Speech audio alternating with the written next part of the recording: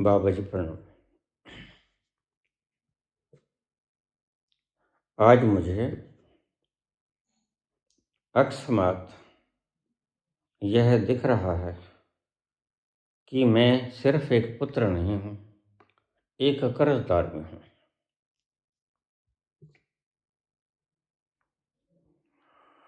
क्योंकि पुत्र को पालन पोषण, नहलाना धुलाना जब तक कि वह अपनी सुरती संभालने के योग्य नहीं होता,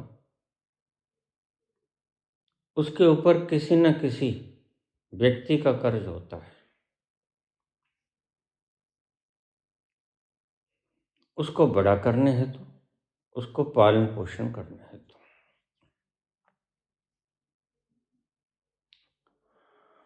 लेकिन एक हमारे भीतर का तत्व भी है जो कि कर्जदार नहीं है। हमारा ये शरीर कर्जदार है। प्रश्न लंबा है पुत्र, आइए हम यहाँ तक ही इसको सॉल्व करते हैं। 3 प्रकार के ऋण होते हैं।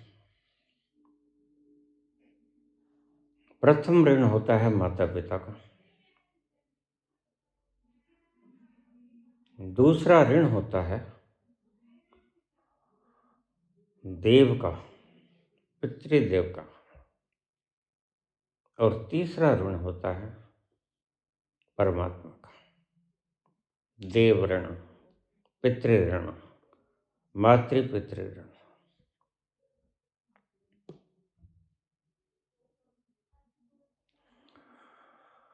लेकिन भीतर का वो तत्व,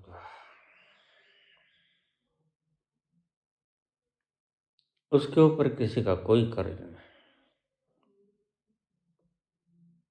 वह स्वयंभू है। उसको न किसी ने जन्मा, न किसी ने पालन पोषण किया, न उसको जीवित रहने के लिए कोई ईंधन की जरूरत है, न उसे पालन पोषण की आवश्यकता है, न ही उसे कोई पहरेदार चौकीदार की जरूरत पड़ती है।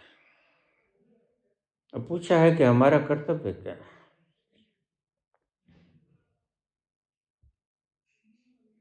अब थोड़ा सा बात गहरी आ गई।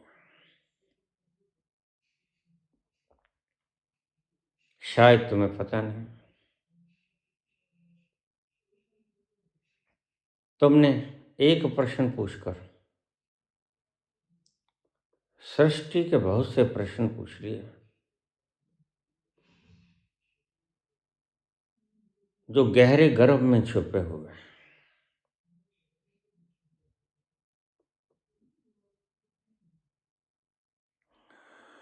बच्चे 2 प्रकार से पैदा होते हैं।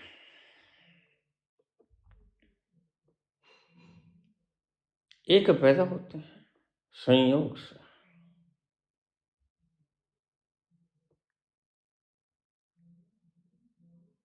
बस यूं ही अकस्मात माता पिता आनंद ले रहे थे और तुम टपक पड़े।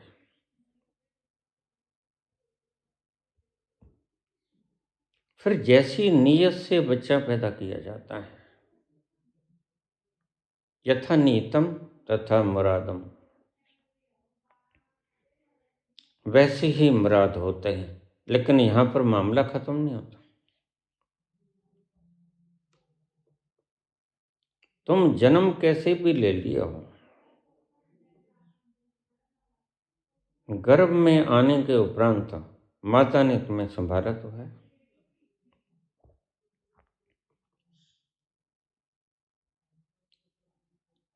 माता पिता ने तुम्हारा मल मूत्र स्नान शिक्षा व्यवस्था की तो है।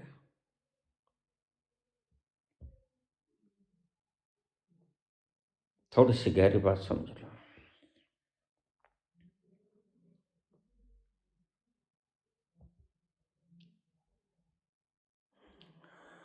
माँ बाप अगर बच्चे पैदा करता है तो बच्चे पैदा करना उसका नैतिक दायित्व भी है। जैसे उसको किसी ने पैदा किया और आगे उसको भी किसी ने पैदा किया और आगे उसको भी किसी ने पैदा किया, एक लड़ी है। जो हमारे धर्मशास्त्र कहते हैं कि मनु और शत्रुपा से शुरू हुआ, आदम और ईव से शुरू हुआ।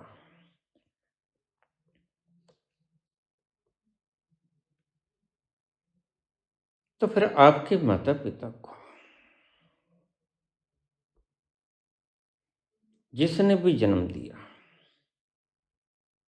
उसका तुम्हारे माता पिता पे कर्ज है। वह कर्ज कैसे चुकेगा? संतानोत्पत्ति करके। जैसे ही उसने संतान उत्पत्ति कर दी,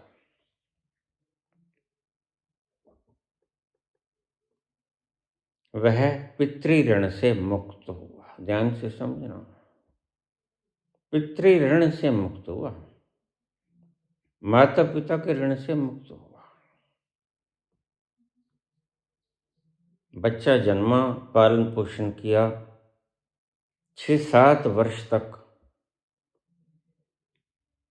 वह थोड़ा थोड़ा समझना शुरू हो जाता है। और हमारे शास्त्र कहते हैं कि 12 वर्ष तक बच्चा अबोध नहीं रहता,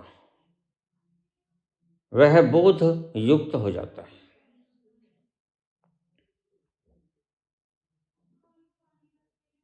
आइए दूसरे तल पे चलें। दूसरा तल है आधार, चेतना। यह तो ढांचा है जिसको तुम्हारे माता पिता ने जन्म दिया, लेकिन इसका एक आधार भी है। वो आधार है भीतर की चेतना। अगर चेतना ना आए तो फिर ये मांस का एक लोथड़ा है, यह एक ढांचा है। हड्डी, मांस, मज्जा, खून, वीर्य, अरज, ये सब का ढांचा है। और यह मरण धर्म है। लेकिन वह दूसरा तत्व मरण धर्म नहीं है, वह अमृत है। और वह सबके भीतर है। और सबके भीतर ही नहीं, सभी जगह भी है, ओमनी प्रेजेंट भी है, ओमनीपोटेंट भी है, ओमनीशिएंट भी है, सर्वव्यापक भी है, सर्वशक्तिमान भी है, सर्वज्ञ भी है। यह तो वो भीतर का। उसको न तो कोई जन्म देता है, न उसका पालन पोषण करता है, न उसको जीवन रहने के लिए किसी ईंधन की आवश्यकता पड़ती है। वह सैभम है और स्वयं अपनी ऊर्जा से जीता है। तो उसकी बात को छोड़ दीजिए। मैं समझता हूं तुमने जो प्रश्न क्यों पूछा।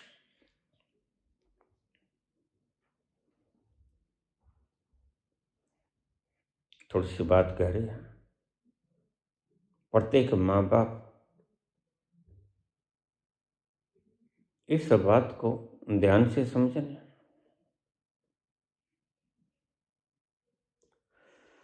पश्चिम में एक विशेष उम्र के बाद, वो 16 हो वो 18 हो, बच्चे स्वतंत्र होकर माँ बाप से जुदा हो जाते हैं।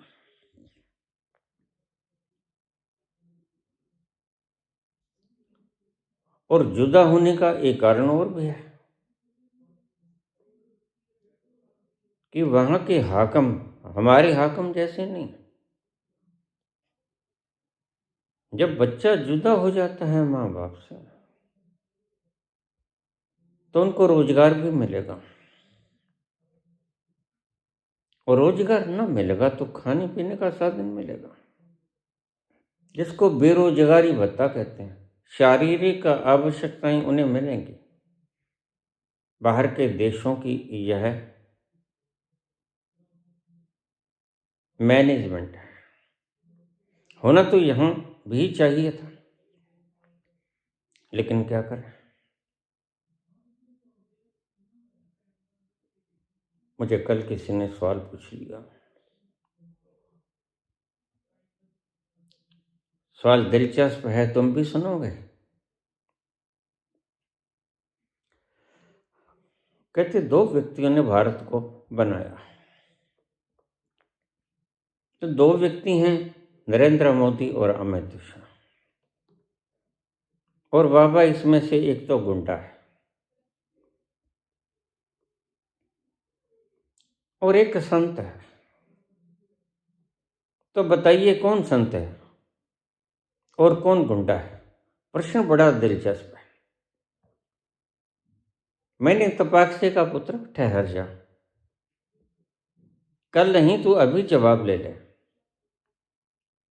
तू कल तक की मोहलत मुझे मत दे।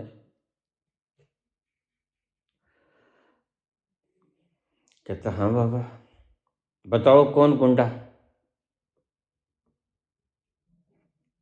और कौन साधु, कौन परमात्मा, कौन संत और कौन दुष्ट। मैंने कहा पुत्र, दोनों भगवान हैं। भगवान है, ये तो आपने जवाब ठीक नहीं दिया। मैंने कहा आपकी दृष्टि में जवाब ठीक नहीं होगा, मेरी दृष्टि में तो कण कण भगवान है। अमित शाह भी भगवान है, नरेंद्र मोदी भी भगवान है, उनका अंतस भगवान है। और जिनका अंतस भगवान है तो वह तो जर्रे जर्रे में है, तो शैतान तो यहाँ होता ही नहीं। बस मैनेजमेंट करनी नहीं आई, यह है कौशल।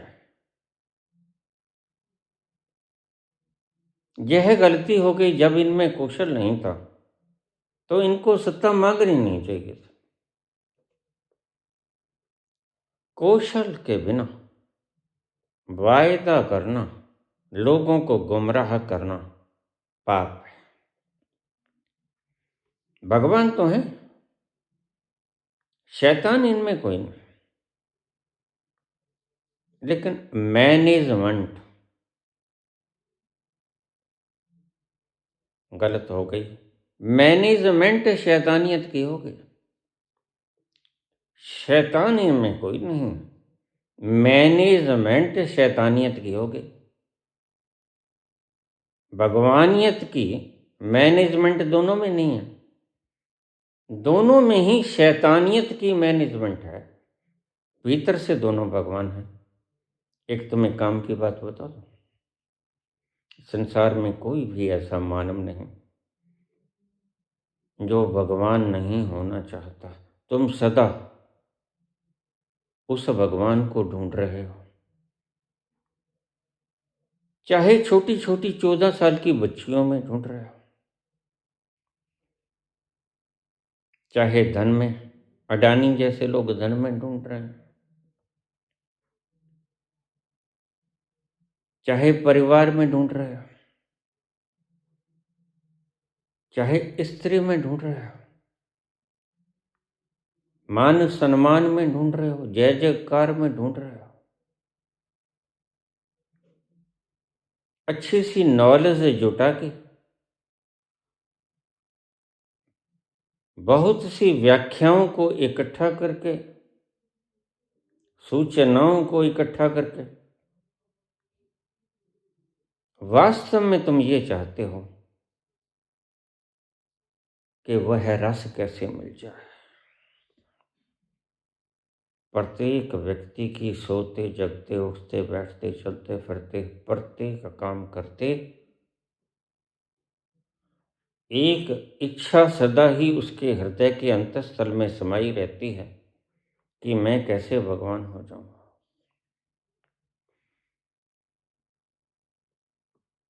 और यह किसी एक व्यक्ति की बात नहीं है। मैं तुमसे कहता हूं, एक व्यक्ति इससे हीन नहीं है, प्रत्येक व्यक्ति की यह कामना होती है।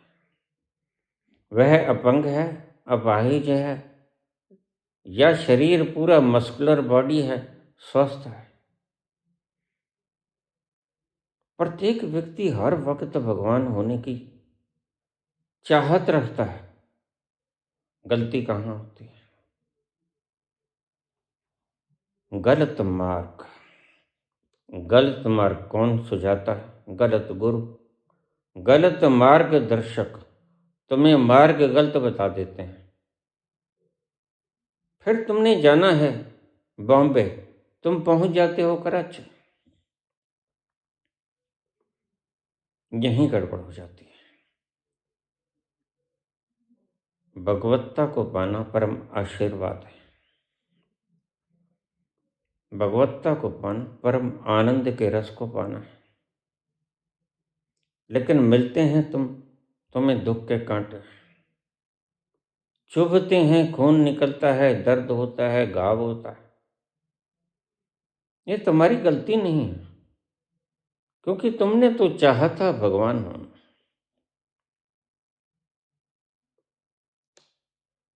लेकिन तुम्हारी बदनसीबी है कि तुम ऐसे गुरुओं के पास फंस गए। वो तुम्हें लोभ, लालच, इतने बड़े बड़े समूहों को इकट्ठा करके, यह भी एक लालच है, बड़े समूह को इकट्ठा कर लेना। क्योंकि अक्सर हम उसी दुकान में जाते हैं जहाँ ग्राहक ज़्यादा खड़े हों। भ्रम हो जाता है, यहाँ चीज़ अच्छी मिलेगी और सस्ती मिलेगी।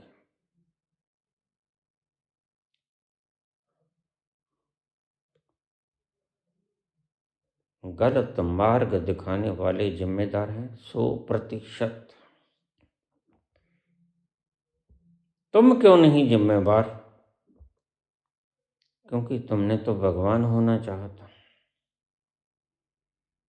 मैंने पहले कहा, धरती का कोई भी इंसान ऐसा नहीं जो हर वक्त 24 घंटे भगवान न होना चाहता। लेकिन उनमें से कोई एक भगवान हो पाता है। क्यों? उसको मार्ग सही मिल जाता है। फिर 24 घंटे जो तरसता था भगवान होने के लिए, वह 24 घंटे उस भगवान के रस को पीता है, अनवरत बरसता है। सदा दिवाली सादगी और 8 पहर आनंद। यह तुम्हारा स्वभाव भी है, यह तुम्हारी जरूरत भी है, यह तुम्हारी आंतरिक कामना भी है।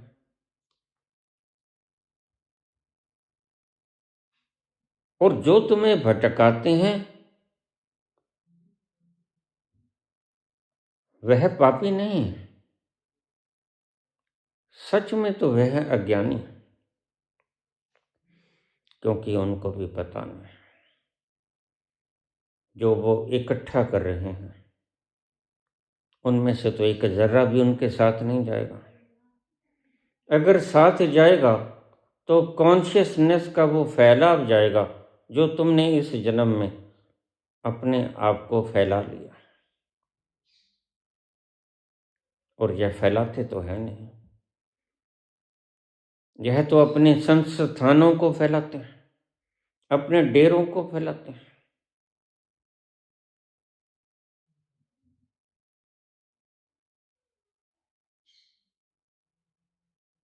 भीतर का फैलाव ये करते हैं।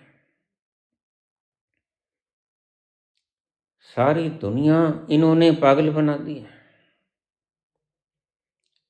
एक मुर्दे को शीशे में लपेटे फिरते हैं कि ये उठेगा।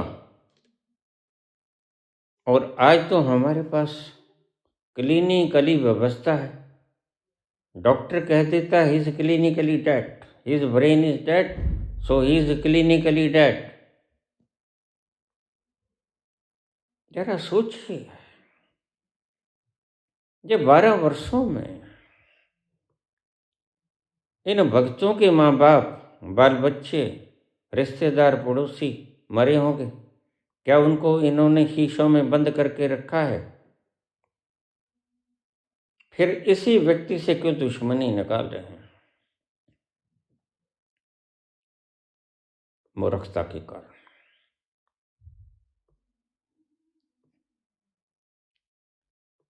इसने भक्तों को गुमराह किया, बिना पहुंचे फरेब किया कि मैं पहुंचा हूं, और आज हकीकत सामने आ गई। जैसा करोगे वैसा भरोगे। आज पड़ा है शीशे के अंदर, उठेगा तो कभी नहीं। मैंने बहुत बार कह दिया, 4 वर्ष हो गए मुझे कहते को। इसने आंख भी नहीं फरकाई और फरकाएगा भी नहीं। ये इन्हें फूकेंगे नहीं, वो आंख फरकाएगा नहीं। जिंदगी यूं ही बीत जाएगी।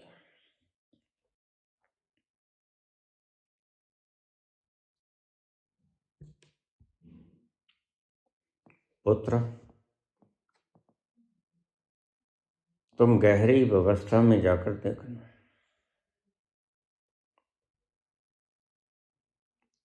तो तुम्हें एक रहस्य मिलेगा।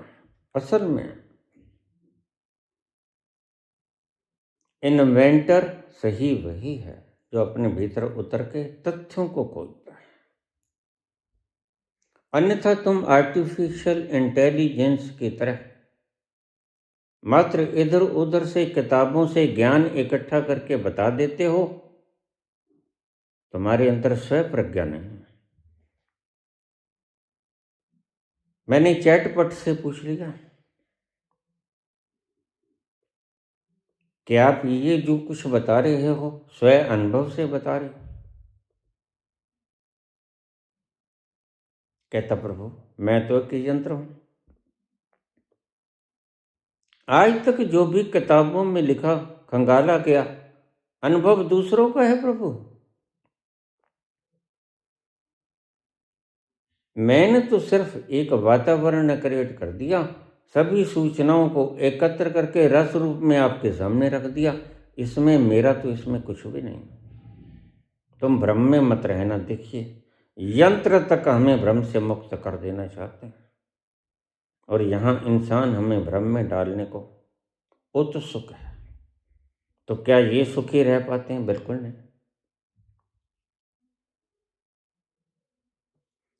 जो दूसरों के मार्ग में गड्ढा खोदेगा खुद उसमें पहले करेगा।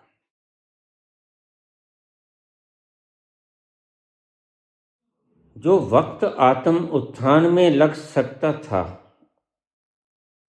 और यही 150 साल की जिंदगी होती है, और वही दिन रात के घंटे 24 होते हैं।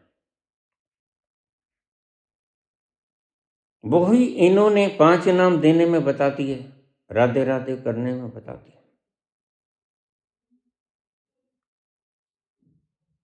कोई परमात्मा तक पहुंचने की विधि बताने में बता दिए,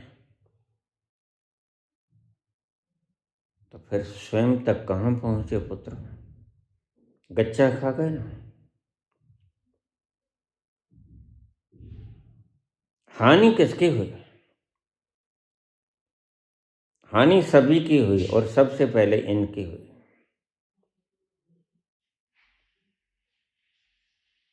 क्योंकि कोई क्रोध में जलेगा तो क्रोध में जलते हुए के भीतर से गालियां ही आएंगी,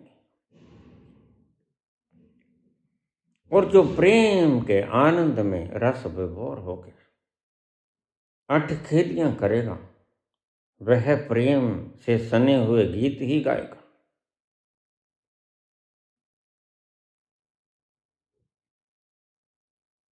सैया ले गई जिया,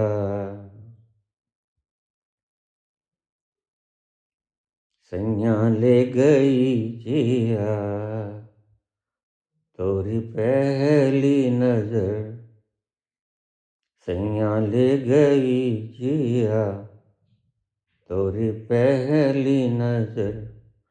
कैसा जादू किया तूने, कैसा जादू किया तूने मुँह पे ओ जादूगर,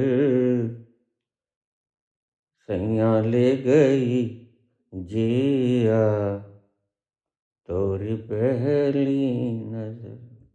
वे गीत गुनगुनाएगा। तेरी पहली नजर में ही हम होशो हवास खो बैठे। उस अंतः प्रज्ञा के पास जाने के लिए बुद्धि को छोड़ना होता है, लेकिन बुद्धि को छोड़ने से ये डरते रहे मृत्यु के कारण, इसलिए बुद्धि के तल पर ही बैठे रहे और वहीं से सत्य को प्रकाशित करते रहे, व्याख्यायित करते रहे, डेफिनेशन बताते रहे, एक्सप्लेनेशन बताते रहे। लेकिन संत तो कहते हैं वह तो भीतर जाके सागर की तलहटियों में जाकर उतरकर बहुत गहरे वहां उसका रस पिया जाता है। रस बहुत गहरा छिपा है, जो जितनी चीज कीमती होती है उतनी ही हम लॉकर्स के भीतर छुपा के रखते हैं और पहरों में रखते हैं। अगर घर पे सेफ ना तो हम बैंकों के लॉकर्स में रखते हैं। इसलिए वह परम सत्य जो रस से भरा हुआ है समुद्र की तलहटियों में पाया जाता है। जिन खोजा तन पाइया गहरे पानी बैठ, मैं बपोरा बूढ़न डरा गयो किनारे बैठ।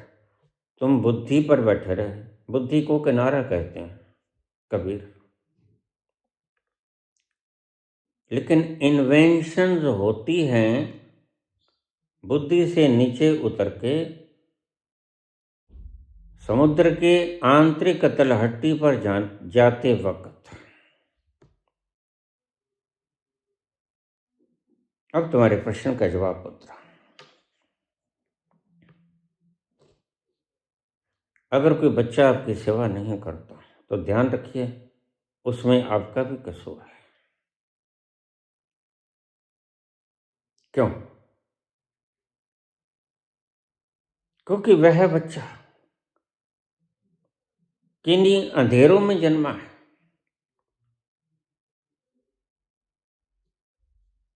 एक छोटी सी बात को बड़े ध्यान से समझा। यह सांसारिक प्रश्न नहीं। प्रश्न लगता है सांसारिक, लेकिन इसका उत्तर बहुत गहराइयों में जाके मैं खोज के लेके आया।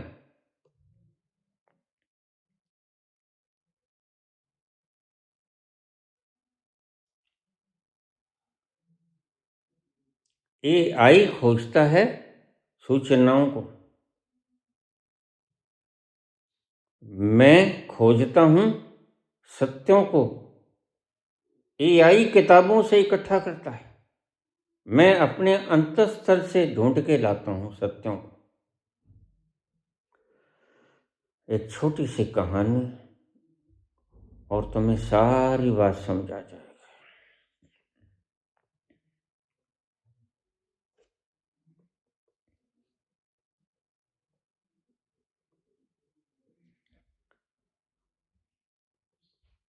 शांतनु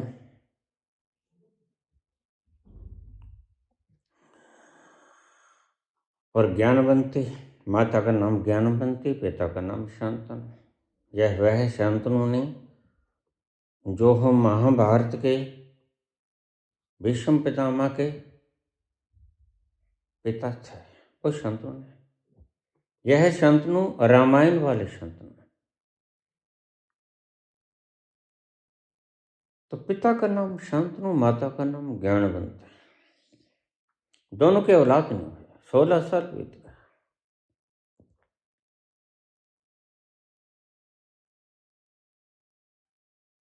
बहुत तीर्थ किए, स्नान किए, संतों के पास गए।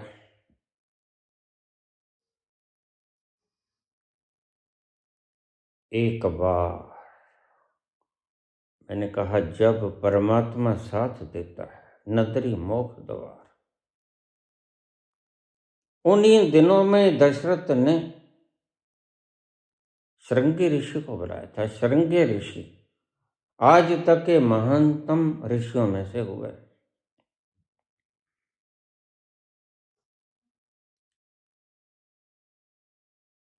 तो श्रृंगी ऋषि वहां मौजूद थे।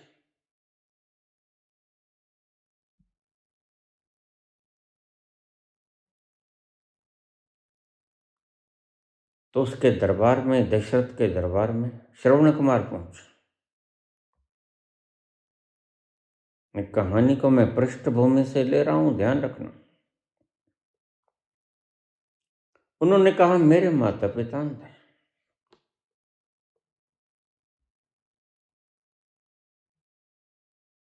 किस कारण से अंधे हैं और मुझे क्या उपाय करना चाहिए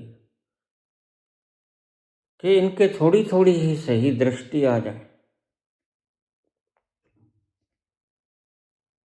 अकेले पुत्र थे,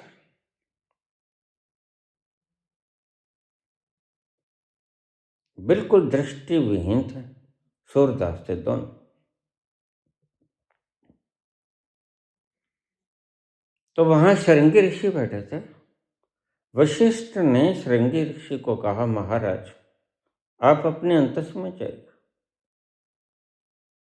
और इस नव युवक का कष्ट दूर कीजिए। मेरी बात को ध्यान से समझना, संत सब कुछ कर सकता है।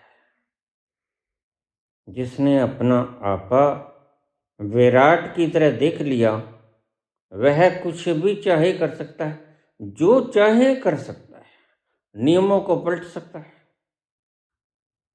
नियमों को समाप्त कर सकता है।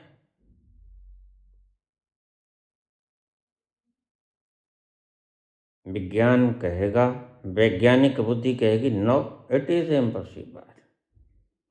मैं तुम्हें पहले ही बता दूं, और उनका कहना ठीक भी है, ईमानदारी से ही बोलना चाहिए। लेकिन जिन्होंने, जो जानते हैं, उनको भी ईमानदारी से बोलना चाहिए, इसलिए वो ईमानदारी से बोलते हैं। तुम कहते कागज की लेखी और मैं कहता आंखों देखी, कबीर स्टैंप लगाते हैं। पर किसको सही माना जाए, मार्कस को या कबीर को? दोनों ठीक हैं। ठीक का मतलब दोनों ईमानदार हैं, सत्य बोल रहे हैं। मार्कस ने देखा नहीं इसलिए वो कहते हैं होता नहीं। कबीर ने देखा है इसलिए वो कहता हाँ होता है, और मैंने अपनी आंखों से देखा है। लिखा पढ़ी की है नहीं, देखा देखी बात। मैंने देखा है इसलिए मैं कहता हूं, मैं स्टैंप लगाता हूं कि ही इज, वह है।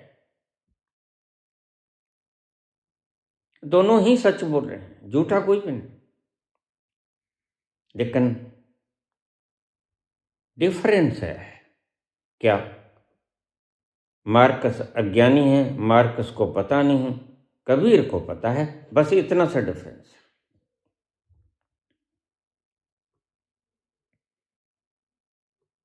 तो वशिष्ठ कहने लगे श्रृंगी को, प्रभु मैं तो अपने भीतर नहीं जा पाता। अगर भीतर नहीं जा पाए थे तभी तो वनवास का मुहूर्त निकाला था, राज तिलक का हो गया वनवास। लोग कह देते हैं कि मुहूर्त निकाला था राज तिलक का, हो गया वनवास, कर्म गति टारे ना टारे। मैं कहता हूं नहीं, तुम गलत हो। यह गलती उस मूर्ख वशिष्ठ की है। वशिष्ठ उस गहरे तल पे जा ही नहीं सकता था, इसलिए वह गलती खा गया। जहां तक जा सकता था वहीं से मुहूर्त निकाल दिया, और वह मुहूर्त कोई ज्वालामुखी योग जैसा होगा। बहुत से मुहूर्त ऐसे हैं जिसमें तुम अगर शुरुआत करोगे तो बात बिगड़ जाएगी। कर्म गति तो अपनी गति से चलती है, लेकिन वशिष्ठ मुहूर्त निकालने में नाकामयाब हुए। यहाँ गलती है वशिष्ठ की, यही श्रृंगी से निकाला होता तो वो भीतर गहरे तलों पे जाकर खोज के ले आते और वो सही मुहूर्त निकाल देते कि ठहर हुआ। यह तो विनाशकारी मुहूर्त है। राम को राज तिलक का वनवास हो जाएगा, और वनवास क्या हो जाएगा, ये तो दशरथ भी तड़प तड़प के मर जाएगा। लेकिन ब्राह्मणों ने तो कहानियां सत्य करनी है।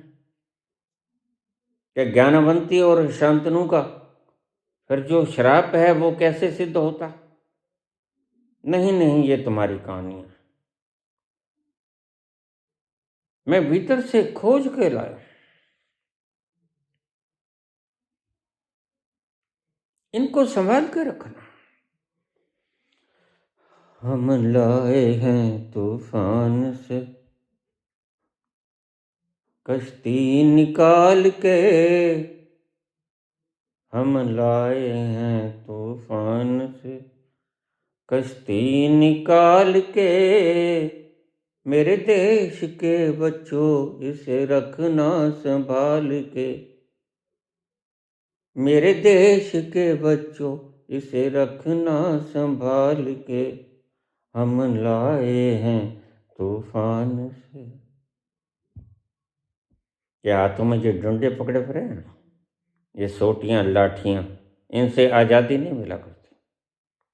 ये तो बाद के छलावे हैं। उस वक्त कहाँ गई थी ये लाठियां,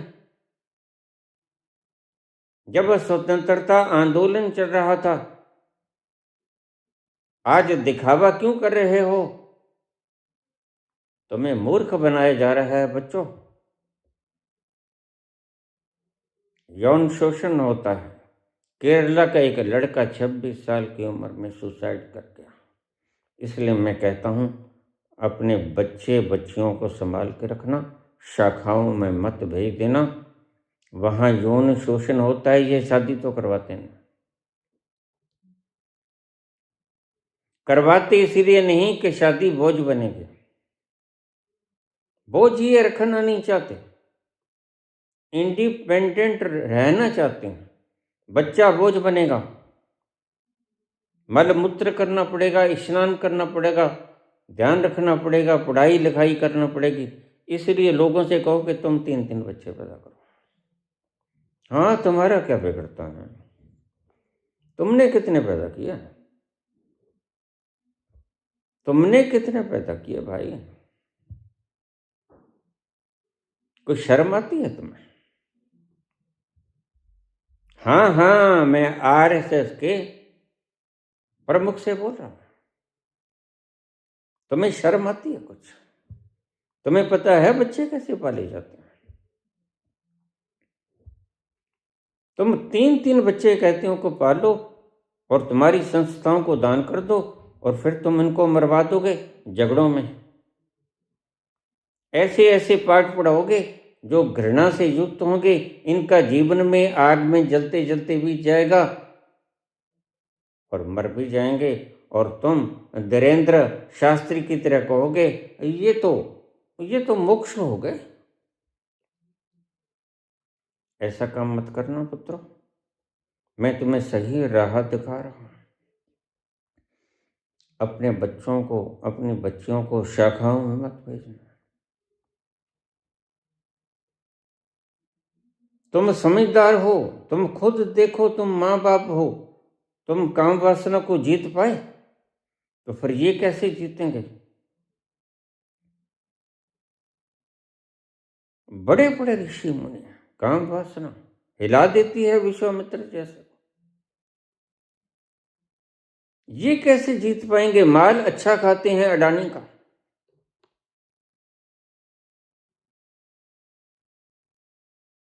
माल ज्यादा बनता है, स्पर्म्स ज्यादा बनते हैं। कहाँ निकालेंगे? और कोई स्थान नहीं। जो बच्चे ये दिन में खिलाते हैं, खेल खिलाते हैं, रात को फिर नचाते हैं उनको। मैं सब बात बोल रहा हूं, कोई इशारा नहीं। फिर सारी उम्र बच्चा गुलाम रहता है उनका। सारी उम्र बच्चा गुलाम रहता है उनका।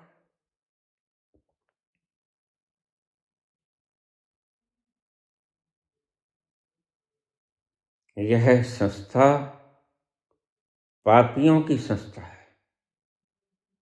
पापी अटल बिहारी वाजपेयी से किसी ने पूछ लिया, भाई ईमानदार थे, कभी हृदय ईमानदार होता है। अटल बिहारी वाजपेयी, कोई कोई हीरा निकल जाता है कूड़े में से। गलतियां सभी से होती हैं, उनकी गलतियों को मत छानना। गलतियां तो अटल बिहारी से भी हुई, गलतियां गांधी से भी हुई, भगवान नहीं था वो।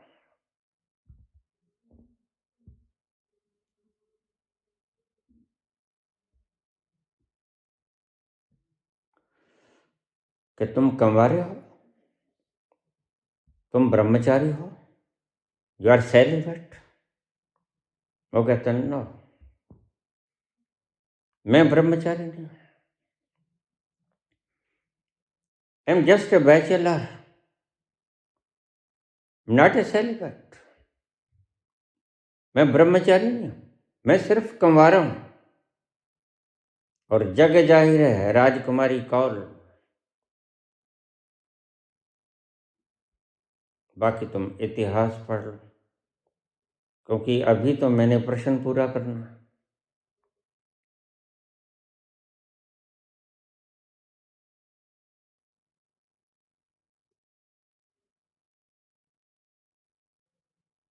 जब श्रवण कुमार गया तो श्रृंगी ऋषि अपने भीतर गए, तरस आ गया।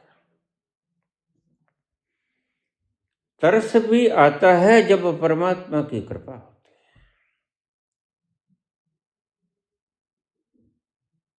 अपने भीतर गए और सब देखा कि ये क्या हुआ, क्यों हुआ। बोले, नौजवान, तुम्हारे पिता माता ज्ञानवंती, पिता शांतनु तुम्हारे कारण से अंधे हैं। श्रवण कुमार तो थर्रा, मेरे कारण से अंधे हैं, अब तक उसे पता ही नहीं। श्रृंगी ऋषि बोले, हाँ, तुम्हारे कारण से अंधे हैं।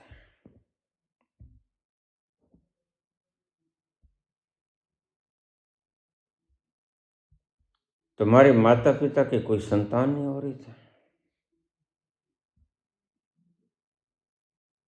वो एक ऋषि के पास गए थे,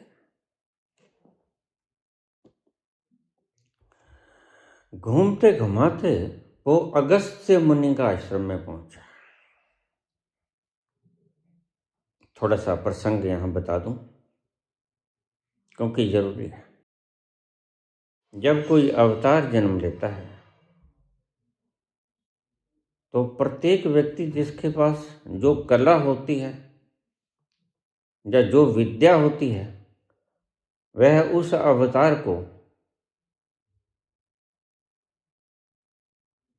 एक उपहार स्वरूप भेंट कर देता है। तुम्हें जरूरत पड़ेगी, तुम यह कला रख लो। जैसे कृष्ण भगवान को परशुराम ने चक्र दिया, सुदर्शन चक्र, वैसे अगस्त्य मुनि ने दिव्य अस्त्र दिए थे राम को। उसी अगस्त्य मुनि के पास ज्ञानवंती और शांतनु पहुंचे। प्रभु, हमारे पुत्र ने 16 वर्ष हो गए। अगस्त्य मुनि बोले, हे शांतनु, तुम्हारे पुत्र तो हो जाएगा, लेकिन पुत्र होने के बाद ज्ञानवंती और शांतनु दोनों अंधे हो जाएंगे। देखो, अगर तुम्हें ये शर्त मंजूर है, ये भावी की होने की इच्छा है, अगर आप स्वीकार कर सकते हो, अंधे होने को तैयार हो, तो तुम्हें पुत्र मिल जाएगा। बहुत सी इच्छाएं बहुत मूल्य मांगती हैं पूरा करने के लिए। अब यहां बात तुम्हारी आती है, पुत्र। श्रवण कुमार के माता पिता तैयार हो गए, ठीक, हमें पुत्र चाहिए, आज्ञाकारी पुत्र नहीं मांगा उन्होंने। ध्यान रखना, वो मैं बताऊंगा आगे। पुत्र हो जाएगा तुम जाओ, लेकिन उसके बाद अंत हो जाओगे। श्रवण कुमार का जन्म हुआ और जन्म होने के थोड़े से कुछ ही घड़ियों बाद दोनों अंधे हो गए। उन अंधे माँ बाप ने बच्चे का पालन पोषण किया।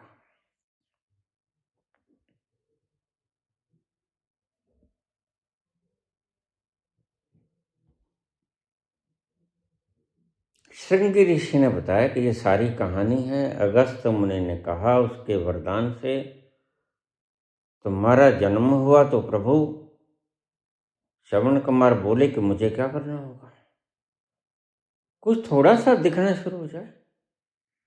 वो कहते नहीं, दिखना तो शुरू हो जाएगा, तुम सारे तीर्थ करवा दो। खैर, इसकी व्याख्या में बहुत गहरे से अगर तुम चाहते हो तो फिर से प्रश्न कर देना, तीर्थ क्या करवाए थे श्रवण कुमार ने, ये मैं बता दूंगा। तीर्थ नावा जे तिस पावे विन पाने की नाई करें। वो तीर्थ ये नहीं जो तुमने बना रखे हैं, ये तो नकली हैं, नकली किश्तियां हैं, नकली हवाई जहाज हैं, तुमने नकली मंदिर बना लिए हैं। असली मंदिर तो तुम्हारे मन के अंदर है। नाम से ही पता चलता है जो मन के अंदर वह मंदिर, बाहर का मंदिर तो ईंट रेत पत्थर सरिया गार्डर सीमेंट इससे बना हुआ है। मन के अंदर वो मंदिर, लेकिन तुमने तो भाई वोट लेने हैं। तुम तो लोगों को मूर्ख बनाने के लिए ही तो निकले हो। लेकिन ध्यान रखना, लोगों को मूर्ख बनाने से पहले पहले खुद व्यक्ति मूर्ख बनता है। लोगों को दुखी करने से पहले व्यक्ति पहले खुद दुखी होता है। तुम दूसरे पर क्रोध करते हो, उससे पहले तुम क्रोध की अग्नि में स्वयं जलते हो। तुम खुद स्वयं को दंडित करते हो। कार्टिसोल पैदा होता है, एड्रेनलिन पैदा होता है, तुम्हारे शरीर में एक झंझावात आता है और वो जहर होता है। तुम्हें दंड तो पहले मिल गया, फिर तुम क्रोध कर पाए। तुम बच नहीं सकते किसी काम के फल से, कर्म के फल से व्यक्ति नहीं बच सकता। श्रवण कुमार तीर्थ यात्रा पर दोनों माता पिता को लेके बैंगी में उठा के ले जा रहे थे।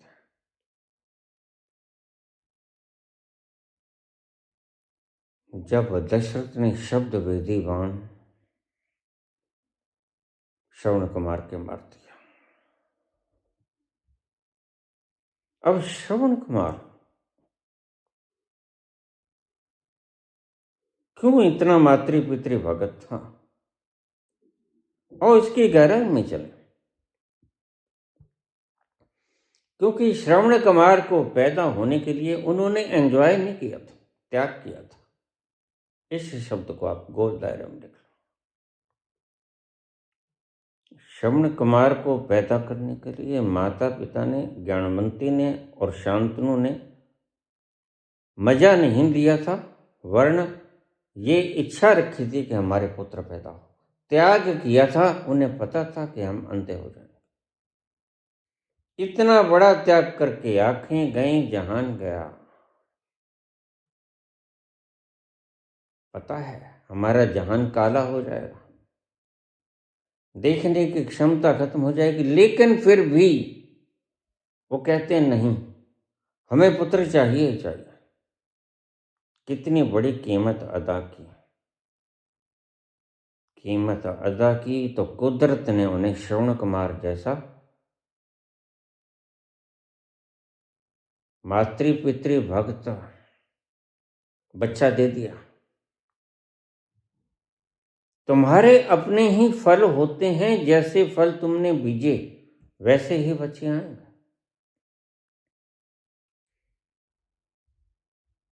बबूल का बीज आम नहीं पैदा करता, बोए पेड़ बबूल का तो आम कहां से करे।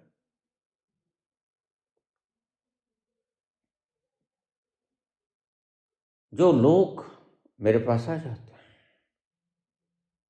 मैं आम तौर से किसी की झोली खाली नहीं भेजता।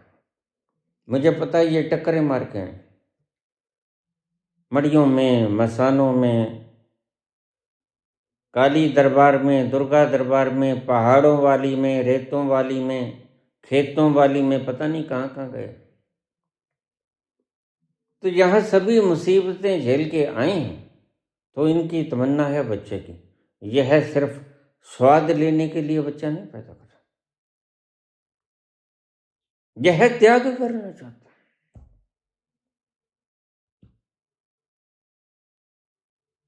यह मूल्य चुकाने को राजी है। यह वो बात नहीं है कि यह तो अल्लाह की देन है, तो बस फिर अल्लाह की देन है तो अल्लाह की देन ऐसे ही होती है, ऐसा मत करो। अल्लाह की देन तो भाई ऐसी होगी। तुम मौज कर रहे थे, तुमने बीजा था गेहूं आनंद के उस कगार पे जाकर, तो तुम कहोगे ये भूसा कहाँ से आ गया, हमने तो गेहूं बीजा था। भूसा भाई, जब तुम आनंद लेते हो ना, भूसा वहीं से आता है। अगर कणक पैदा होगी तो भूसा भी पैदा होगा। ये भूसी वहीं से आई, ये है तूड़ी जो तुम पशुओं को खिलाता है। तुम कहोगे बीजी तो हमने कणक थी। अगर तुमने आनंद लेने के लिए बच्चा पैदा किया तो ऐसे ही कुछ होगा, फिर वह सेवा नहीं करेगा। अगर तुम मूल्य चुकाने को राजी हो तो जितना मूल्य उतना होनहार बच्चा। ये सीधी सी परिभाषा नोट कर लेना। मूल्य अगर तुम पैसे का चुकाते हो, अगर तुम पैसे का चुकाते हो, IVF वगैरह करा लेते हो, तो डॉक्टर तुमसे 5, 10, 20 लाख ले लेता है। तो पैसे का मूल्य चुकाया तो पैसा कमाने वाला बच्चा पैदा हो जाएगा। लेकिन यहाँ तो नेत्रों का मूल्य लगाया ज्ञानवंती ने और शांतनु ने, तो उसका नेत्र बनकर ही उभरा श्रवण कुमार। यहाँ जितना त्याग होता है, जिस चीज का त्याग होता है, वही मिला करता है। भोए पेड़ बबूल का तो आम कहाँ से करे। अगर तुम IVF के द्वारा बच्चा पैदा करते हो तो तुमने धन खर्च किया, पालन पोषण पे खर्च करोगे, बिल्कुल ठीक, तो बच्चा तुम्हें धन कमा के दे देगा।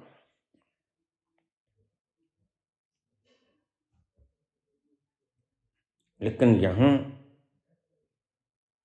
तो शरीर का वो अंग जो सबसे ज्यादा कीमती है, आंखों के बिना जहान फीका, आंखें ही कुर्बान कर दी, यह होता है त्याग। यह भीतर से आती है आकांक्षा। आज के जमाने में श्रवण कुमार पैदा हूं आज्ञाकारी, तुम भूल जाओ, क्योंकि तुम तो लिव इन में रहना चाहते हो। तुम तो दिमाग पे इतना भी बोझ नहीं रखना चाहते। जब चाहे आए, जब चाहे जाएं, तुम स्वार्थी हो। यह एक प्रकार का स्वार्थ है। और तुम्हें पता नहीं आनंद जिस तह पे पड़ा है, उस तह पर भी तुम्हें पहुंचाने वाला कोई व्यक्ति नहीं। जिनके पास तुम जाते हो ये पूछने कि शादी करनी चाहिए नहीं करनी चाहिए, और वो तुम्हें तरीके बताते हैं, याद रखना वो अपने अंतःस्थल तक जाने वाले लोग नहीं, खोपड़ी खोपड़ी से बता देते हैं सारा कुछ। खोपड़ीधारी ही पैदा होते हैं तुम्हारे, अगर तुम करते हो तो। इसलिए जमाने को देखकर मैंने कहा था बच्चे पैदा मत करो। तुम 3 बच्चों की बात करते हो, बच्चे ही पैदा मत करो। जनसंख्या विस्फोट से पहले हिंदुस्तान मरा जा रहा है।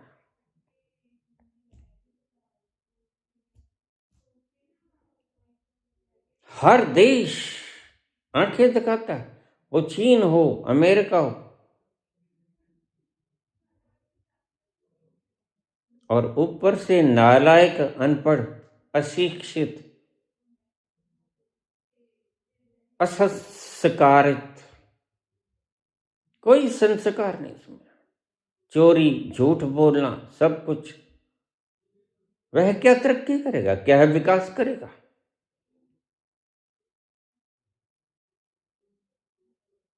तो माँ बाप का रोल तो होता है।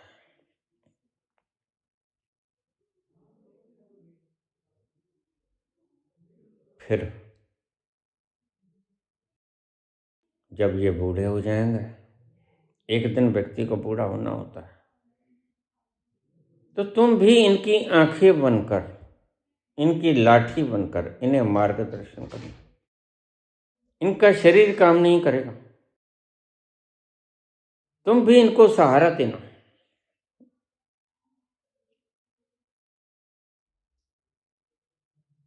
ज्यादातर लोग इस इच्छा से बच्चे पैदा करते हैं, मेरा नाम करेगा रोशन, तुझे सूरज कहूं या चंदा, तुझे दीप कहूं या तारा, मेरा नाम करेगा रोशन, जग में मेरा राज तुरा, तुझे सूरज कहूं या चंदा। तो ये इच्छा रखकर तुम बच्चा पैदा करते हो कि तुम्हारा नाम रोशन होगा, तुम्हारा वंश वृद्धि होगा। ये इच्छाएं हैं तुम्हारे भीतर।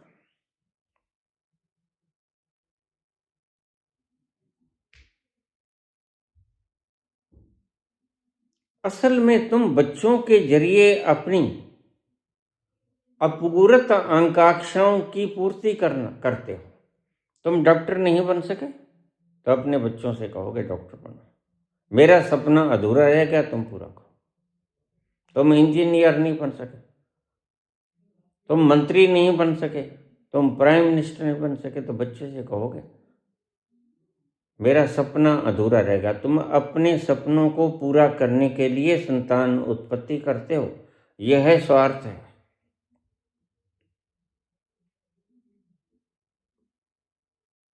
तो अगर जन्म हो गया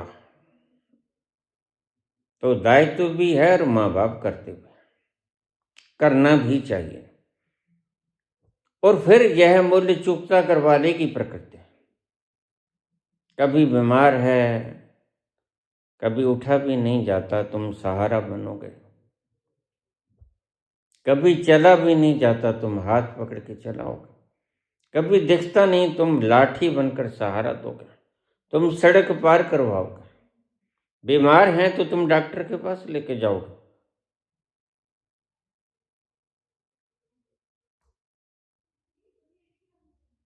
बेटा ये ऋण नहीं है, इसको शब्द और दे देता हूं, यह कर्तव्य है। बहुत से लोग मैंने देखे संस्थाओं को चलाते हैं, गरीबों की, दीन दुखियों की सहायता करते हैं, उनके माँ बाप को दवाई नहीं ला के देते। यह क्या खाक एनजीओ है? एनजीओ घर से शुरू होती है। अपने माँ बाप को संभालो पहले, उसके बाद बाजार में निकलना, उसके बाद दूसरों की सेवा करना। यहां तक तुम्हारा प्रसंग आ गया बेटा। माँ बाप ने अपना कर्तव्य पूरा कर दिया, तुम भी अपना कर्तव्य पूरा कर दो, अगर करना है तो। अगर नहीं करना है तो तुम्हारे ऊपर कोई ऋण नहीं है। तुम इसे ऋण कभी मत समझना। ऋण किसी का नहीं होता। ऋण तो तुम्हारे माता पिता ने तुम्हें जन्म देके अपना ऋण चुकाया है। तुम्हारे ऊपर कोई ऋण नहीं, बस ऋण यही है जब ये भूखे हों, बीमार हों, और व्यक्ति का शरीर बीमार भी होता है, भूखा भी होता है, तो उनकी सेवा करना, शुश्रूषा करना, डॉक्टर के दिखलाना, दवाई बूटी का इंतजाम करना, इनको रोटी पानी देना, इनके शरीर की रक्षा करना, यह पर्याप्त है। परमात्मा का तुम्हारे ऊपर कोई कर्ज फर्ज नहीं होता। वह तो ऐसा दीन इलाही है, वह तुमसे कोई प्रत्युत्तर में कुछ नहीं मांगता। दाता दे लेंदा थक पा, जुगा जुगंतर खाई खा। उसका कोई एहसान नहीं, क्योंकि उसकी लीला है, वह तो खेल खेलता है, कोई एहसान नहीं करता तुम पे। इसलिए परमात्मा का शुक्राना मत करना। परमात्मा जो चाहता है उसमें शिकायत भी मत करना, उसमें तरमीम भी मत करना कि प्रभु ऐसा कर दो, ऐसा कर दो। सुबह से शाम तक तुम मंगतों की तरह झोली फैलाए खड़े। अगर दूसरे नंबर पे नहीं पहले नंबर पे ले आते तो ज्यादा बढ़िया होता प्रभु। अरे भाई, दूसरे पे आगे इतना कम है क्या? लेकिन तुम्हारा बिन पैंदे का लोटा है, उस लोटे में सुराख है, वासनाएं कभी भरती नहीं। यहां तो वासनाओं को ही छोड़ना होता है। वासनाएं अपूर्ण हैं, अपूरत हैं, कभी पूरी होती नहीं। तुमने जो पूछा पुत्र, क्या यह कर्ज है? नहीं, कोई कर्ज नहीं। तुम चाहो तो आगे संतान उत्पत्ति कर सकते हो, नहीं चाहो तो तुम रोक सकते हो।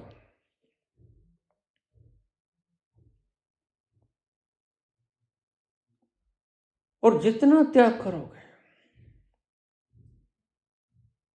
उतना कुदरत तुम्हें उसी एवज में पुरस्कार रूप में वापस कर देगी। Every action there is an equal and opposite reaction. बिल्कुल सेम उसी हिसाब से प्रत्युत्तर मिलेगा। परमात्मा बड़ा ईमानदार है, बड़ा न्यायकारी है, बड़ा करुणावान भी है और न्यायकारी भी है। वह किसी का हक रखता नहीं। खेल है, लेकिन खेलता है परम ईमानदारी के साथ। धोखा नहीं किससे करता। दूसरा है भी कौन जिससे धोखा करेगा। मैं अपने आप को माता पिता, समाज और वातावरण का कर्जदार समझता हूं। इसका ऋण चुकाने का कर्तव्य भी समझता हूं। इसका ऋण चुकाना हमारा कर्तव्य है। लेकिन मेरा अपना भी एक अस्तित्व है। अपने शरीर का पालन पोषण और इसकी रक्षा करना, यह मेरा कर्तव्य भी है। तो मुझे किस ढंग से अपना जीवन यापन करना चाहिए? और कृपया ये भी बताएं कि माता पिता एवं पुत्र पुत्री के बीच का संबंध का आधार क्या होना चाहिए और इसके लिमिटेशन क्या है? अगर कर्ज शब्द को तुम प्रयोग न करो बेटे तो ज्यादा बढ़िया है। कर्ज शब्द ऋणात्मक वेव्स पैदा करता है। कर्ज की जगह अगर कर्तव्य शब्द का तुम इस्तेमाल कर लो तो ज्यादा बढ़िया है। यह एक विधायक जिम्मेदारी होती है प्रत्येक व्यक्ति की, समाज के प्रति, माता पिता के प्रति और वातावरण के प्रति। वातावरण को शुद्ध रखो, पानी को शुद्ध रखो, हवा को शुद्ध रखो, धरती को शुद्ध रखो। यह वातावरण की जिम्मेदारी है तुम्हारी, कर्तव्य है, ऋण नहीं। उसी तरह माता पिता का कर्तव्य है तुम्हारा, समाज का भी कर्तव्य है। समाज का कर्तव्य जो तुम कर सकते हो वो करो। इस ऋण के रूप में मत लेना इसको, ऋण तुम्हें दबा देगा, ऋण तुम्हें डिप्रेशन में ले जाएगा। कर्तव्य की तरह अगर तुम काम करोगे तो वह एक विधायक है कि यह मेरा कर्तव्य है कि अगर मेरे पास ज़्यादा समय है तो मैं अपने अंतस में जाकर खोजूं कि मैं हूं कौन। सबसे पहला कर्तव्य तो आपका यही है, बाकी की बातें आप छोड़ दो। अगर व्यर्थ के सवाल जवाब में तुम समय को बर्बाद करते रहे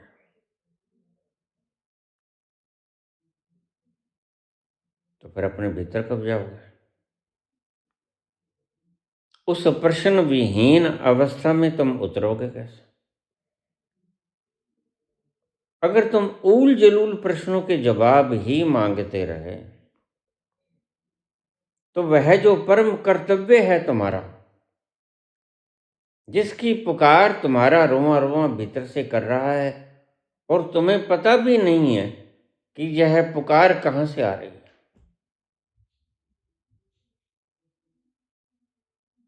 सीधी सीधी बात समझ लो, बात को इतना घुमाओ मत।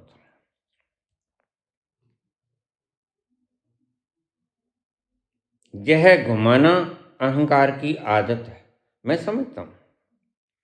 तुम्हारा अहंकार नहीं, सभी का अहंकार बचना चाहता है। फिर वह खाली वक्त में भी एनजीओ चलाना चाहेगा कि चलो लोग भलाई कर लें। मैं हमेशा ही कहता हूं भाई, लोग भलाई करने से पहले स्वयं की भलाई कर लो। जो फूल कली बनकर अपने भीतर सुगंध को संग्रहित नहीं करेगा,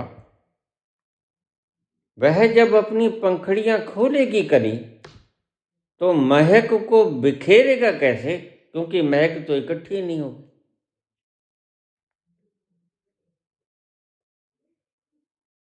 तुम्हारा समाज के प्रति कर्तव्य कुछ भी नहीं।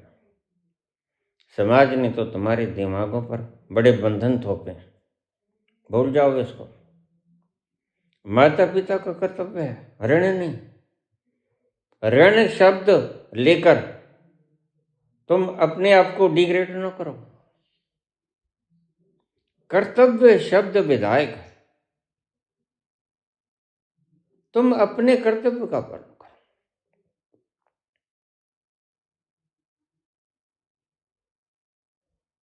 कर्तव्य, भगवान कृष्ण ने भी कहा कि तुम कर्तव्य कर्म कर,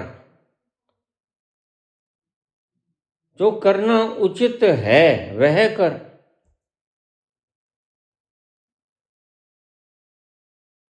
कर्तव्य कर्म को अगर तू करेगा तो ऋण मुक्त स्वयं ही हो जाएगा। ऋण है ही नहीं तेरे। तो ऋण शब्द को भूल जाओ, किसी का कोई ऋण नहीं है किसी के ऊपर। ऋण शब्द ने मार दिया लोगों को। यह पितृ ऋण है, यह देव ऋण है, यह ईश ऋण है, यह मातृ पितृ ऋण है। नहीं भाई, कोई ऋण नहीं। हम जन्म का लिए हम तो कर्जदार पैदा हुए।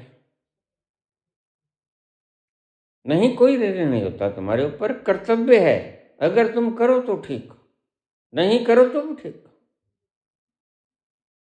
क्योंकि एक कर्तव्य जिसने ये सृष्टि बनाई, तुम नहीं पूरा करोगे तो वह पूरा कर देगा। तुम उसको भूल जाते हो, तुम्हें पता नहीं। अगर तुम नहीं पूरा करोगे, स्वयं को सेंटर मत मानो। इगोइस्टिक व्यक्ति स्वयं को सेंटर मानता है। सेंटर मानो जो वास्तव में सेंटर है। और सेंटर कौन है? परमात्मा। तुम्हारे ऊपर कोई ऋण नहीं। ऋण उसका, ऋण वह पैदा अपने आप पूरा करेगा जिसने जन्म दिया। और उसने पहले से सारा कुछ कर दिया। सूरज बना दिया, बीज बना दिया, धरती बना दी, पानी बना दिया, हवा बना दी। उसने पहले से तुम्हारी जरूरतों का इंतजाम कर दिया। बच्चा जन्म लेता है, परमात्मा अपना कर्तव्य पूरा करता है। माँ के स्तनों में दूध उतर आता है, इससे पहले दूध नहीं था, और उसके ऊपर कोई कर्ज भी नहीं है। वह तो लीला खेल रहा है। तुम्हारे यहां है क्या? फिर मेरा कहा हुआ वो तुम्हारे कान पर तो जूं नहीं रहेंगी, या तुम्हारे हृदय के भीतर नहीं उतरा। मैं कहता हूं है तो सब लीला, तुम कहते हो है तो ये कर्ज। फिर तुम समझे कैसे? तुम जिंदगी को कृष्ण की तरह कैसे जी पाओगे? तुम जिंदगी को मेरी तरह कैसे जी पाओगे? मैं 24 घंटे आनंद में, और मुझे किसी चीज की कोई जरूरत नहीं। ना कोई स्वाद चाहिए, ना कोई भ्रमण करना है, ना कहीं जाना है, ना कहीं आना है। फिर तुमने सीखा क्या मेरे शब्दों से या मेरे जीवन से? तुमने शिक्षा क्या ग्रहण की? तुम जरा उसके ऊपर छोड़ के तो देखो। तुम स्वयं को कर्जदार क्यों समझते हो? क्या वह तुम्हें कर्जदार करके पैदा करेगा? उसकी लीला है। तुम कर्जदार नहीं हो, तुम पात्र हो उसकी लीला के। बस जो पात्रता तुम्हें मिली है, जो रोल तुम्हें मिला है, उस पर शिकायत मत करो। ये है बात काम की। अगर तुम्हें दास की भूमिका दे दी गई, गुलाम की, तो उसे सहज स्वीकार करो कि ठीक। और अगर तुम्हें राजा बना दिया गया, भूमिका है, राजा का भी यहां कुछ नहीं होता। मौत बता देती है कि तुम्हारे यहां कुछ नहीं था, यह तो मेरा खेत था। लेकिन तुम संभलते कहां, तुम समझते कहां? यह लीला है। किसी का किसी के ऊपर कोई कर्ज नहीं। परमात्मा अपना खेल खेल रहा है। मुझे लोग कह देते हैं, अगर बाबा तुम्हें आके मैं मार दूं तो क्या यह भी परमात्मा की लीला होगी? मैंने कहा बिल्कुल, यह भी परमात्मा की लीला होगी। तुम चाहो तो अभी आ सकते हो। और मैंने तो अपनी कब्र खुदवा ली।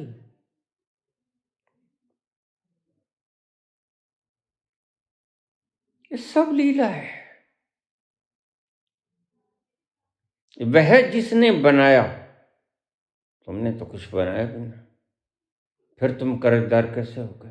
तुम कुछ साथ भी नहीं लेके जाओगे, फिर तुम कर्जदार कैसे होगे? फिर तुम कुछ साथ लेके आए भी नहीं थे, तो कर्जा लेके साथ आए थे। परमात्मा इतना गुनहगार हो गया कि परमात्मा ने तुम्हें कर्जदार करके भेज दिया।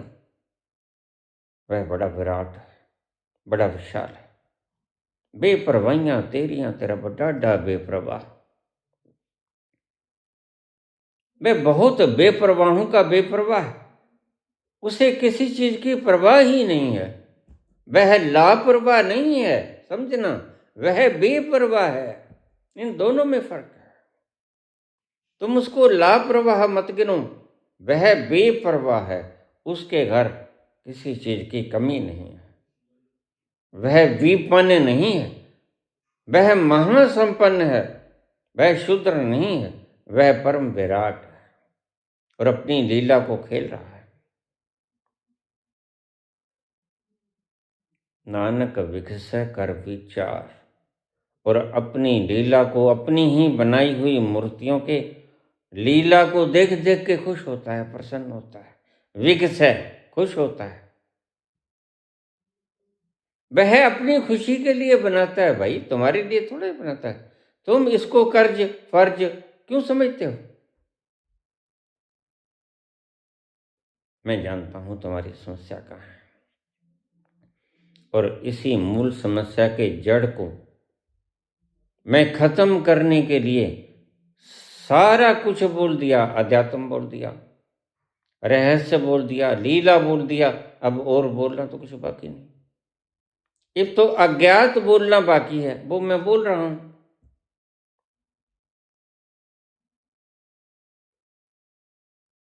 बोलना बोला तो नहीं जा सकता वो, लेकिन फिर भी बोल रहा हूं। किसी का यहां कुछ नहीं है, मात्र दामे हैं फोके। तुम करते रहो, उसे कोई फर्क नहीं पड़ता। सिकंदर आया, उसने दावा किया। चंगेज आया, उसने दावा ठोका। न कर इतना तकव्वर, जहां एक रोज फानी है। देखिए, एक दिन राजा भी लुढ़क जाता है। क्या उसकी इच्छा होती है कि मैं लुढ़क जाऊं? नहीं, वो गद्दी नहीं छोड़ना चाहता। बहुत बढ़िया फेविकोल न जाने कहां से ढूंढ के लाता है। हम तो नहीं उठेंगे, लेकिन मौत छुड़वा लेती है उससे। और तुम तो तुम्हारे गुरुओं को टांगे फिरते हो, फेविकोल लगा के टंगे रहो यहां। यह गुरु का फर्ज निभा रहे हो या दंड दे रहे हो? लेकिन मैं जानता हूं तुम्हारा अपना इसमें निहित स्वार्थ है। अच्छा खाने पीने को मिलता है, वो कहते हैं मूंड मुंडाए 3 गुण, सिर की मिट जाए खाज। योगी आदित्यनाथ जी सुनना, मूंड मुंडाए 3 गुण, सिर की मिट जाए खाज, खाने को अच्छा मिले। ये भगवा वस्त्र क्यों पहना भाई? क्या इसके बिना बात नहीं चल सकती थी? यह लोगों को गुमराह करने के लिए ही पहना गया है। मूंड मुंडाए 3 गुण, सिर की मिट जाए खाज, खाने को अच्छा मिले और लोग कहें महाराज।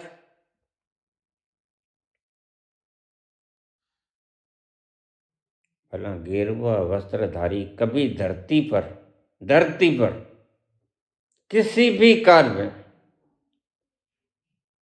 सिंहासन ग्रहण किया है? कभी इतिहास में कोई ऐसा व्यक्ति हुआ जो गेरुआ धारण करके राजसी कुर्सी पे बैठ गया हो? यहां तो दमा चौकड़ी है सारी।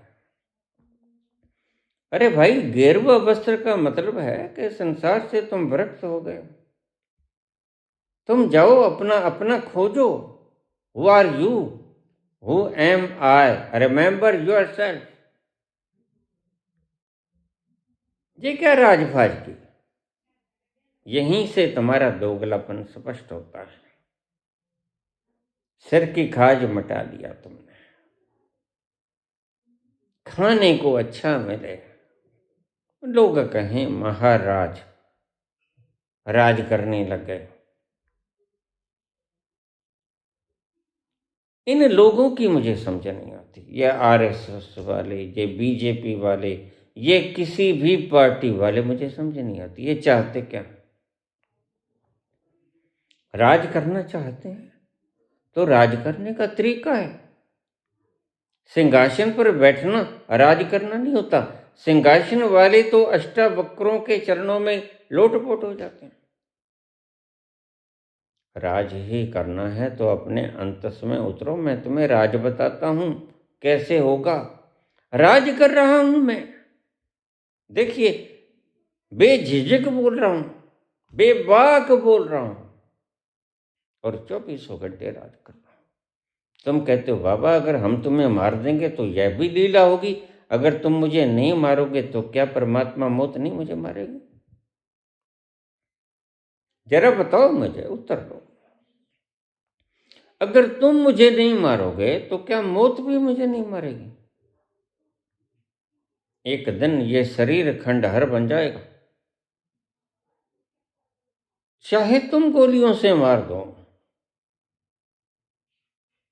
चाहे मौत मार दे, लेकिन यह ढांचा तो एक दिन स्कैटर होगा ही होगा। यह तो बिखराव होगा ही होगा इसका तो। और लीला है भाई, लीला। सब लीला है, तुम्हारा यहाँ कुछ नहीं। तुम ही नहीं हो, तुमने अपना नकली मैं बना लिया। यह मैं नकली है और नकली मैं बनाकर तुम दुखी हो। जितना ज़्यादा दुखी हो तुम, समझ लेना प्रपोर्शनेटली, अनुपातिक रूप से तुम उतने ही अहंकार से युक्त हो।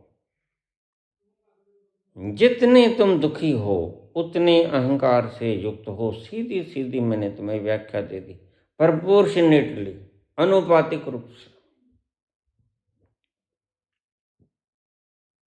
कर्ज फर्ज तुम्हारे ऊपर कुछ नहीं।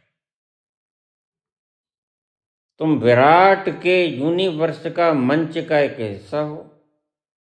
वह जैसे नचाए नाचो, तुम मैं को बीच में मत लेके आओ। और जब तुम अपने जीवन की नैया उस विराट के हाथों में सौंप दोगे, तो ऐसा नहीं कि तुम चारपाई पे सोए ही रहोगे। तुम्हें एक बात मैं समझा दूं, आखिर में इसे नोट कर लेना, यह मोरल है। एक व्यक्ति सारी उम्र सो नहीं सकता। तुम कितने घंटे सोओगे?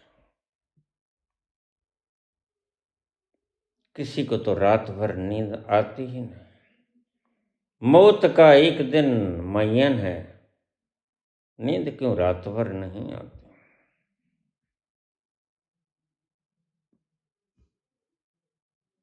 4 घंटे, 6 घंटे, और ये पागल कहते हैं कि हम तो 2 घंटे में तुम्हारी नींद पूरी कर देंगे। कहाँ जाना है भाई, कहाँ भागना है?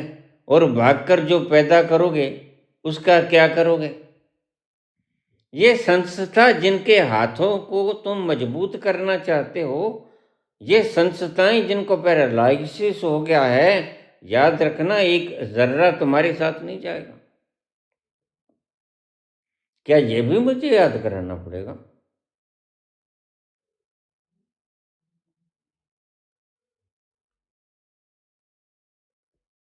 तुम सारी उम्र तक सो नहीं सकते। 2 घंटे, 4 घंटे, 10 घंटे, 20 घंटे, आखिर में तुम उठ जाओगे। तुम चारपाई पर पड़े पड़े करवटें भी तो नहीं बदल सकते सारी उम्र। मेरी इस बात को ध्यान से समझ लेना। सारी उम्र तुम, मैंने कहा मैं 25 करोड़ दे दूंगा, तो एक कमेंट आया, बड़ा प्यारा लगा मुझे। कहते हाँ, अब कोई काम नहीं करना पड़ेगा, मैं तो मौज से सोऊंगा और सोता ही रहूंगा। मैंने कहा फिर वो तो कब्र हो गई पुत्र। सोए हुए थे चैन से, ओढ़े हुए कफन, यहां भी सताने आ गए, किसने पता बता दिया। तुम सारी उम्र के लिए सो नहीं सकते, ये शरीर तुम्हें तंग करेगा। कभी स्नान मांगेगा, कभी खाना मांगेगा, कभी घूमना फिरना मांगेगा, कभी कहेगा कुछ बाहर जाके दिखाओ। कोरोना में लोग बाहर निकल जाते थे, सड़क से पार क्या हो रहा है, और पिछवाड़ा सुझा के आते थे।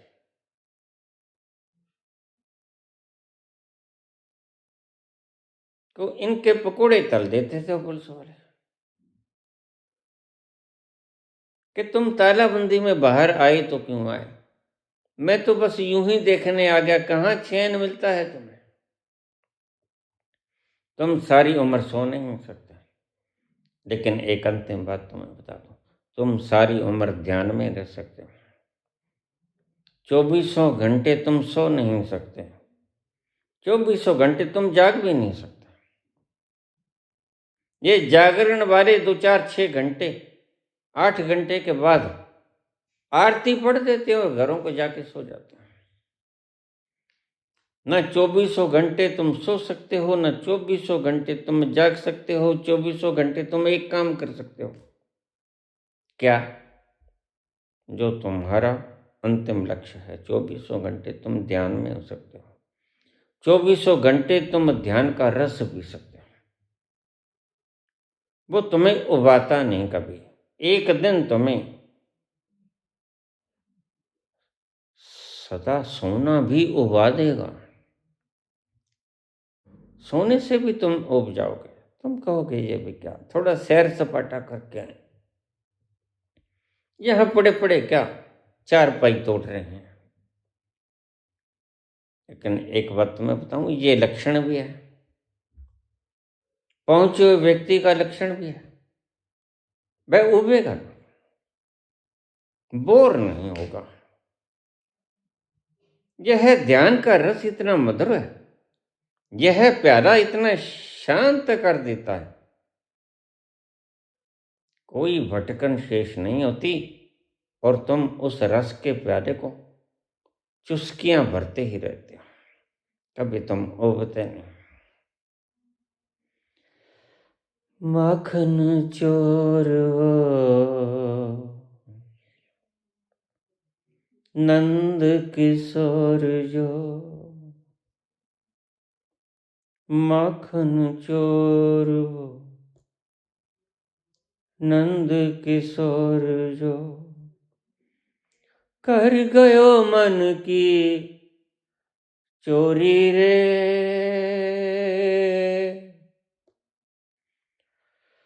सुध बिसरा गयो मोरी,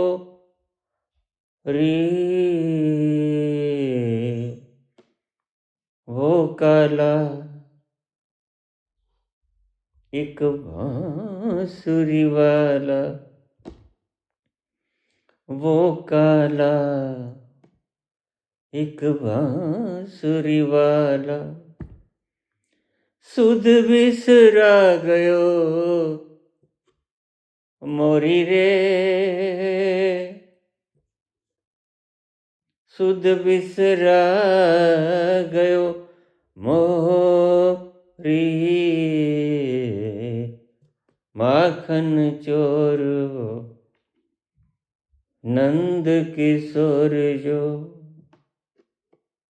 कर गयो मन की चोरी रे, कर गयो मन की चोरी, हो काला एक बांसुरी वाला।